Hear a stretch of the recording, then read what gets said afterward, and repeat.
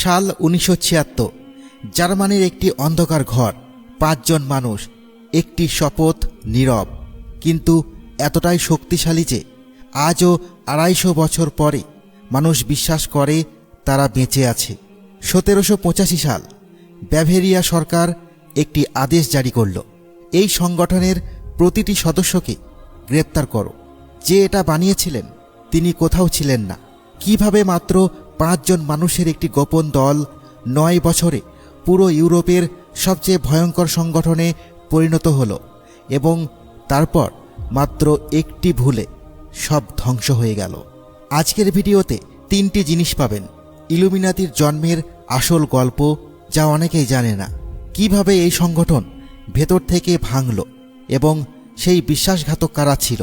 Social মিডিয়ায় আজ যে ইলুমিনাতি ভয় দেখানো হয় তার সত্য মিথ্যা বিচার, কিন্তু শেষে একটা টুইস্ট আছে। যে সংগঠন ধর্মকে ধ্বংস করতে এসেছিল সেই সংগঠনের ভয় আজ মুসলিমদের মধ্যে সবচেয়ে বেশি ছড়িয়ে আছে। 1776 সাল মে মাসের প্রথম রাত, জার্মানির ইঙ্গলস্ট্যাড শহর, একটি বিশ্ববিদ্যালয়ের পেছনের সরু গলিতে একটি ছোট্ট ঘর। ঘরে মোমবাতির আলো, টেবিলে মাত্র 5টি চেয়ার। যিনি সবার মাঝখানে বসলেন তিনি নিজের পরিচয় দিলেন একটি নতুন নামে, ব্রাদার স্পার্টাকাস। স্পার্টাকাস সেই রোমান কৃতদাস যে শিকল ভেঙে রোমের বিরুদ্ধে বিদ্রোহ করেছিল। এই নামটি তিনি কেন বেছে নিলেন? কারণ তার মতে পুরো বিশ্বের মানুষ যখন দুটো শিকলে বাঁধা, একটি শিকলের নাম চার্চ আর একটি শিকলের নাম রাজতন্ত্র। তার আসল নাম ছিল অ্যাডাম ভাইসহফট, জার্মানির একটি বিশ্ববিদ্যালয়ের প্রফেসর, আইনের অধ্যাপক। কিন্তু তার চিন্তাভাবনা ছিল এমন যে তিনি মনে করতেন মানুষের বুদ্ধি ও জ্ঞান সরকারের কাছে জিম্মি হয়ে আছে, এই জিম্মি দশা ভাঙতে হবে। সেই রাতে 5 জন মাথা নিচু করে একটি নীরব শপথ নিলেন। কোনো স্লোগান নয়, কোনো আওয়াজ নয়, শুধু একটি কাগজে ল্যাটিনে লেখা বাক্য, নতুন পৃথিবীর সূচনা। এখানে একটু থামুন।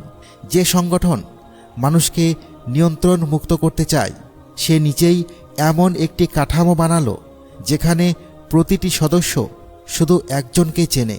কেউ পুরো সংগঠন জানে না। নেতা ছাড়া কেউ সম্পূর্ণ চিত্র দেখতে পায় না। এটা কি মুক্তি নাকি নিয়ন্ত্রণের আরেকটি রূপ? আপাতত মনে রাখুন, এই সংগঠনটির নাম রাখা হলো দ্য অর্ডার অফ ইলুমিনাতি।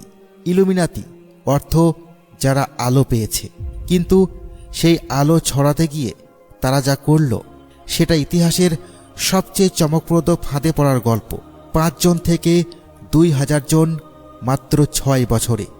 সদস্য নেওয়ার প্রক্রিয়াটি ছিল চমৎকার। যোগ দিতে হলে আপনাকে আগের একজন সদস্যের সুপারিশ লাগবে, তারপর পরীক্ষা, বিশ্বস্ততার, বুদ্ধিমত্তার। সফল হলে আপনাকে শেখানো হবে রাজনীতি, দর্শন, মনোবিজ্ঞান এবং গোপন বার্তা পাঠানোর কৌশল। 1782 সালের মধ্যে সদস্য সংখ্যা 300 ছাড়িয়ে গেল। তার মধ্যে মাত্র 20 জন ছাত্র, বাকিরা বিচারক, প্রফেসর, বুদ্ধিজীবী, তৎকালীন সমাজের সবচেয়ে প্রভাবশালী মানুষ। এতক্ষণে বুঝতে পারছেন কেন এটি শক্তিশালী হচ্ছিল। এরা সাধারণ মানুষ ছিল না, এরা ছিল তারাই যারা সমাজের সিদ্ধান্ত নেন, বই লেখেন, বিচার করেন। কিন্তু এখানে ঘটল সেই ঘটনা যা পুরো সংগঠনকে ধ্বংস করে দিল। ইলুমিনাতি ফ্রিম্যাসনদের সাথে হাত মেলালো। ফ্রিম্যাসন আরেকটি গোপন সমাজ। তৎকালীন ইউরোপে এদের প্রভাব ছিল বিশাল, কিন্তু ফ্রিম্যাসনদের মধ্যে ছিলেন ধর্মীয় নেতারাও, সরকারি কর্মকর্তারাও।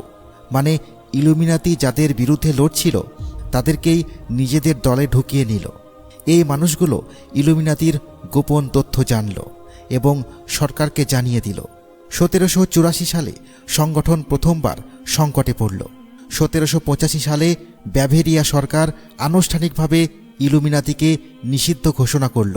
সব সদস্যদের গ্রেপ্তারের আদেশ দিল। ব্রাদার স্পার্টাকাস, প্রফেসর অ্যাডাম ভাইসহফট রাতের আধারে দেশ ছেড়ে পালিয়ে গেলেন। সব কাগজপত্র সরকারের হাতে এলো।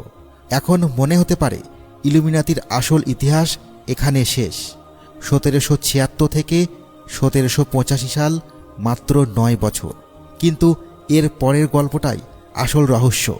কারণ 1785 সালের পর থেকে ইলুমিনাতি মরল না, বরং এর সংগঠন আরও বড় হলো। আজ 2026 সালে যদি কেউ বলে ইলুমিনাতি আজও আছে, তার কাছে একটাই প্রশ্ন করুন, প্রমাণ কি?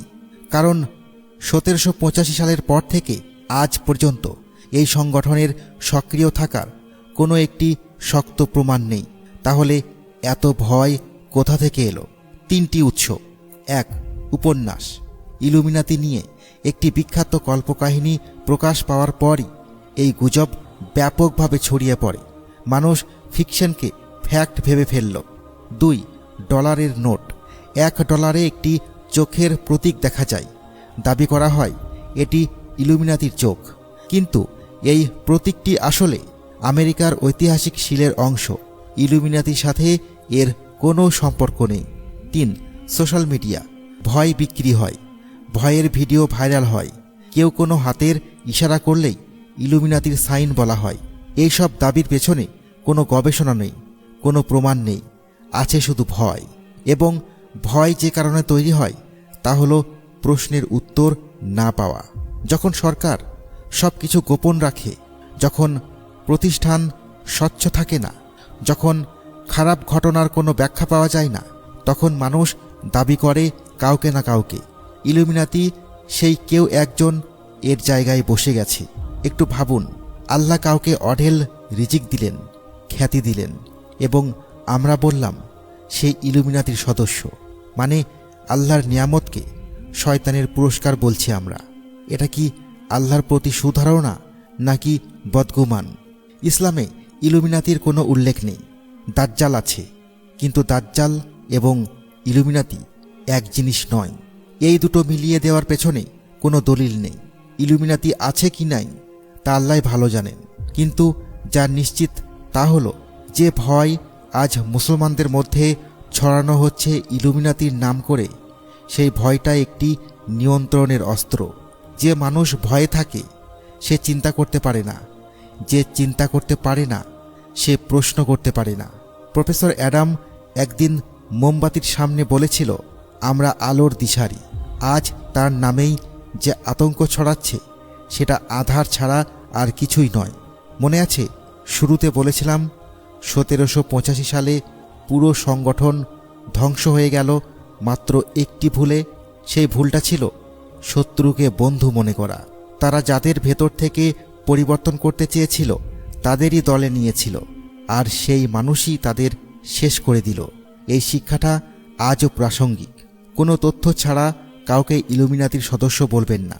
কোনো প্রমাণ ছাড়া কোনো বড় শক্তির ষড়যন্ত্র বিশ্বাস করবেন না। জ্ঞান দিয়ে ভয়কে পরাজিত করুন, কারণ জ্ঞান ছাড়া বিশ্বাস সেটাই সবচেয়ে বড় দাসত্ব।